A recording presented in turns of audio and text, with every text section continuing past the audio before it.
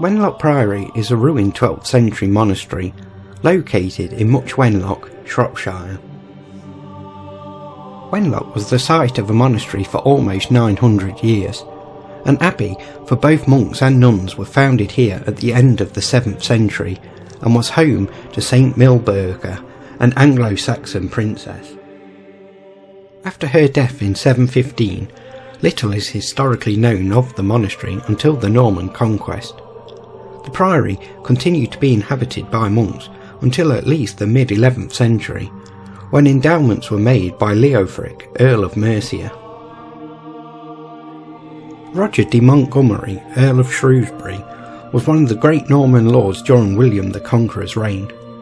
He refounded Wenlock as a Cluniac house, bringing monks from central France. The monastery was established by 1086, when it is recorded in the Domesday Book. It was around 1100 that the relics of St Milburga were rediscovered in the ruins of the former nuns' church. They were moved or translated to the monks' church. Miraculously, cures were attributed to St Milburga, including the healing of lepers and the restoration of sight to the blind.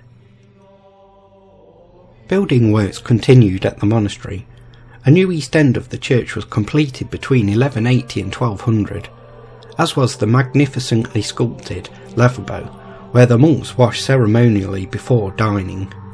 Further gifts of lands enhanced the priory's wealth, and in 1167 it founded its own dependent priory at Church Preen, Shropshire.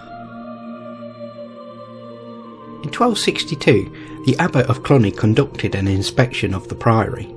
He reported that there were 44 monks, a very healthy sized community for this time, and that the spiritual state of the monastery was excellent. Nevertheless, the monks were living beyond their means. In 1262, the monastery was over £1,000 in debt, probably due to the extensive building works taking place around this time. Richard Singer and his successor Roland Gonsnell were responsible for the last major building works at Wenlock during the 16th century. Singer repaired the vault above the east end of the church, while Gonsnell reglazed the nave, and both oversaw building works to other monastic buildings.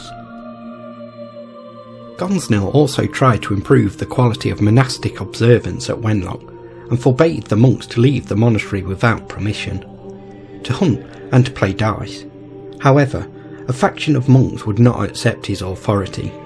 By 1527 he had been forced to resign and was succeeded as prior by John Bailey. The monastery was soon caught up in the religious changes instigated by Henry VIII. In 1535 its income was assessed at over £400, thus sparing its inclusion in the round of monastic closures of lesser monasteries the following year. However, almost 900 years of unbroken monastic life at Wenlock finally come to an end on the 26th of January 1540, when Prior Bailey and his 12 monks gathered in the chapter house to surrender their monastery to the king's commissioners. The monastery was stripped of its valuables, and the lead was removed from its roofs of most of its buildings, including the magnificent church, which fell into ruin. However, the former prior's lodging and infirmary were preserved as a high-status private dwelling for the new owners of the site. The house gradually fell in status, and by the 17th century it was being used as a farmhouse. The ruinous buildings around the cloister put to agricultural uses. In the 19th century, the site began to attract the interest of artists and antiquarians. It was bought in 1856 by James Gaskell, who turned the former prior's lodgings into a comfortable gentleman's house. In 1962, the priory ruins were transferred to the care of the Ministry of Works, and today is in the care of English Heritage. Wenlock Priory may be in ruins, a mere shadow of its former glory, but its elegance is still there to be seen, and is simply breathtaking. Wenlock's chapter house stands in a great tradition of English 12th century chapter houses, virtually all of which seem to have been torn, vaulted, and to have incorporated intersecting blind arcading. The monks entered from the east walk of the cloister, through a central arch with an arch to either side set above a low wall. There is also a blocked opening on the south wall where the chapter house once met with the infirmary hall.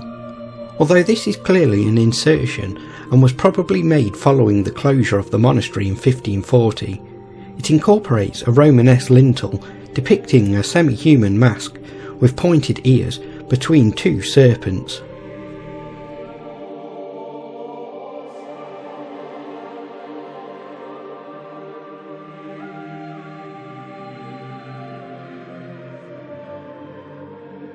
Cloisters were at the heart of monastic life, and in the Middle Ages were usually organised as 4 covered walks around a central garden.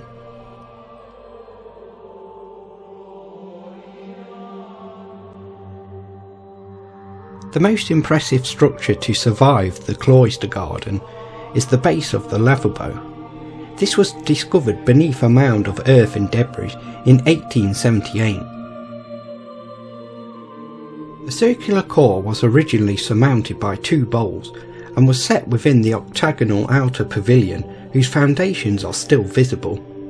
The upper bowl was supplied with water from a pressurised pipe which flowed into a secondary bowl carved with foliage and 16 projecting heads. Cloister lavabos were an essential feature in monastic cloisters, though by the 13th century it was more usual to mount basins on the wall outside the entrance to the refectory.